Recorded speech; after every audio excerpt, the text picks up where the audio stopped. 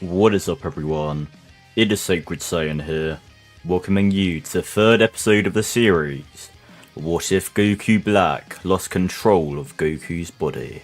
If you end up enjoying today's video, then please subscribe. It is free, and you can always unsubscribe later. You can also leave a like on the video, and comment down below anything you enjoyed, and any other series you would like to see me do. You can also join my Discord server, through the link in the description, to talk to me and my community, along with being notified whenever I upload. And yeah, with that out of the way, let's get into today's episode of What if Goku Black lost control of Goku's body? This video begins sometime after the Tournament of Power. It is around this time where Chi-Lai and Lemo would find Broly and Paragus on Vampa, since Frieza was trying to find some strong soldiers. However, in this timeline, Frieza isn't alive, so Chi-Lai and Lemo never find Broly. However, somebody does. On Vampa, Broly is fighting a giant bug, with Paragus watching a short distance away, and then Paragus is shocked as he sees a ship in the sky. Paragus calls for Broly, and the pair run to where the ship landed.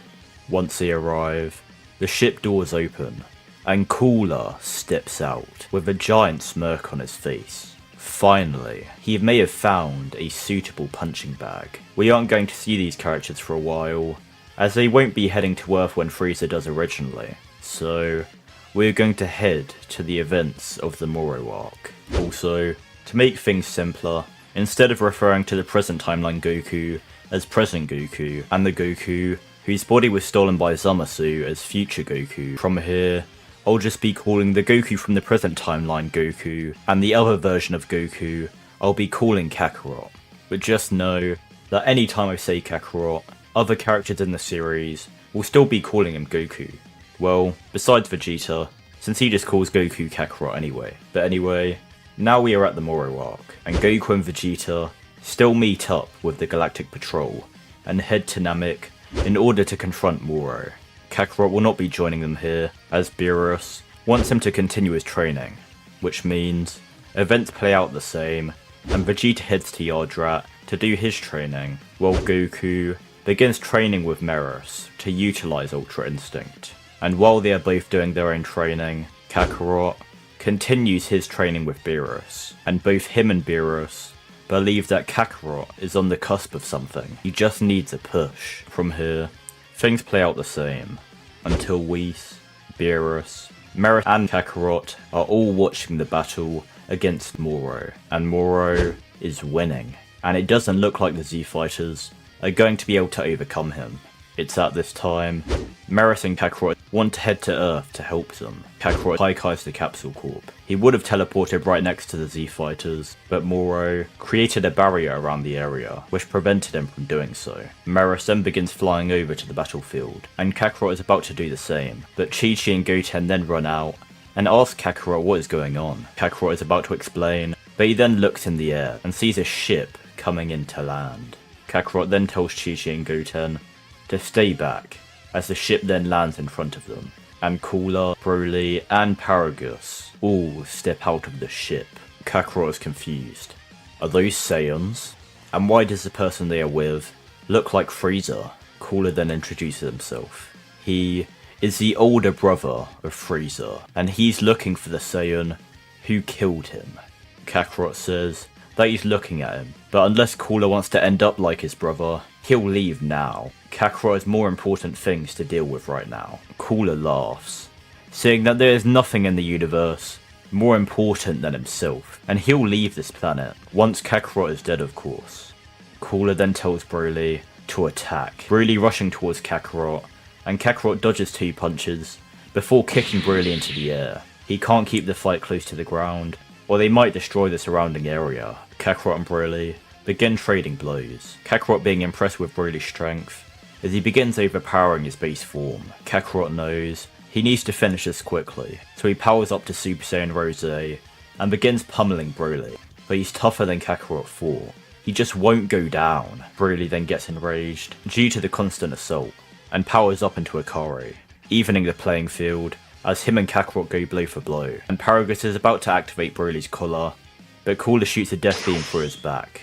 He no longer has a use for the elderly Saiyan. Kakarot and Broly continue fighting, and Kakarot asks Broly why he is doing this. He can sense he isn't a bad person. Broly just growls at Kakarot, and Kakarot then sees the collar on Broly's throat. So, that's it. Kakarot is about to throw an attack to break Broly's collar, but both him and Broly then hear a scream, both of them looking to the ground, and they see Cooler grabbing Goten by the throat, and Chi-Chi is hitting him, shouting for him to let go. Broly's eyes then widen, as he sees his father's lifeless body on the floor, and at the same time, Cooler shoots a death beam through Chi-Chi's chest, and then does the same to Goten. Kakarot's eyes widen, getting flashbacks of when Zamasu killed his Chi-Chi and Goten. He's reliving that moment, over and over and over again. He watched them die again.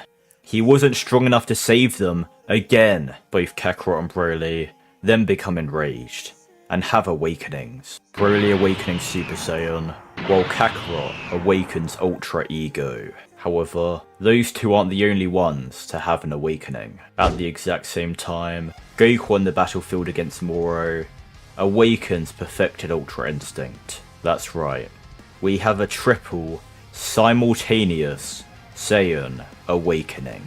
And while Goku begins to decimate Moro, Kakarot and Broly clash once more, shattering dimensions with every single blow. Kakarot doesn't want to fight Broly, but Broly is out of control, so he has to put him down. But Broly just keeps growing in power, his hair even turning green. However, Broly isn't the only one growing in power. Ultra Ego makes it so that Kakarot gains strength every time Broly damages him. And Kakarot actually kept the immortality from merged Zamasu, which means that every time Broly hits Kakarot, not only does he gain strength, but also heals the damage done to him, quite literally removing one of, if not the only downside of Ultra Ego, that being, if you take too much damage, you'll de-transform. This means that Kakarot and Broly are actually gaining strength at the same rate. However, the difference is, Broly is accumulating damage, while Kakarot isn't, and eventually, Kakarot uses one of the abilities he gained from merged Zamasu, the ability to create portals, and as Broly charges at Kakarot to punch him, Kakarot creates a portal in front of him, with Broly rushing straight through it and appearing on Vampa.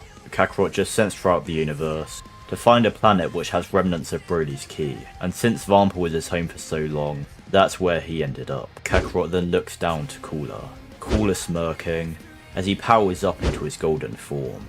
It was Cooler's plan to have Broly weaken Kakarot, and he would then be able to finish him off with ease. However, Cooler wasn't aware of Kakarot's immortality, and that was his fatal mistake.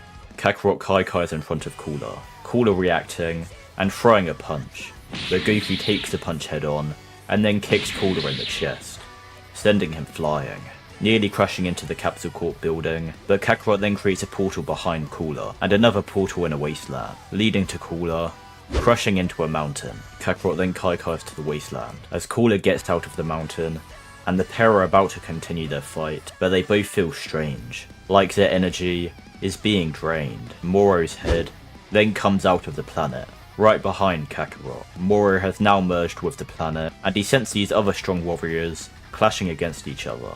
But wait a minute, why does one of them look like the Saiyan he was just fighting? No matter, Moro then powers up a mouth beam, which he fires towards Kakarot, but Kakarot creates a ball of Hakai in his hand and aims it at the beam being completely erased after making contact with the ball of Hakai.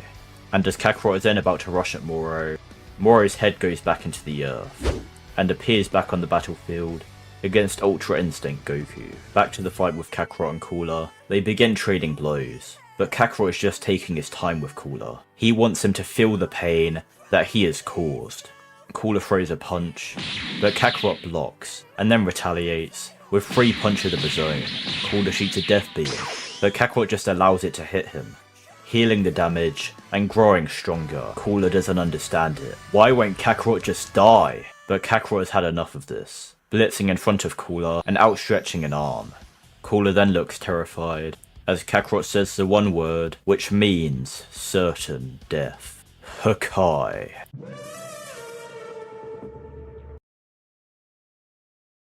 and as Cooler gets erased, on the other battlefield, Goku finishes off Moro by landing the final blow on the crystal in his head.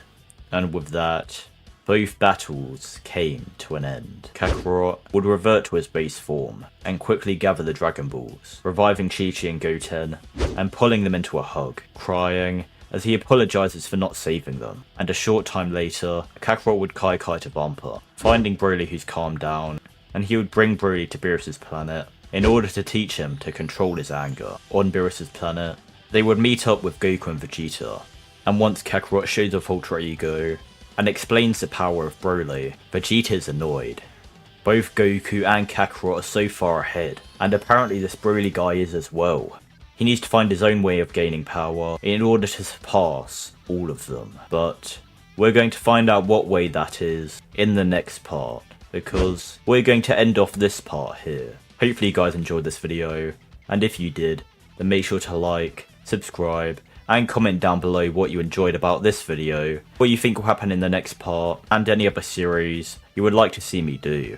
I want to give a huge shout out to the channel members. I appreciate you guys so much for the support, and I hope to see you all in the next video. Goodbye guys. Hey everyone, it's me Goku. Make sure to like the video and subscribe to my friend Sacred Saiyan on YouTube. Thank you all for watching.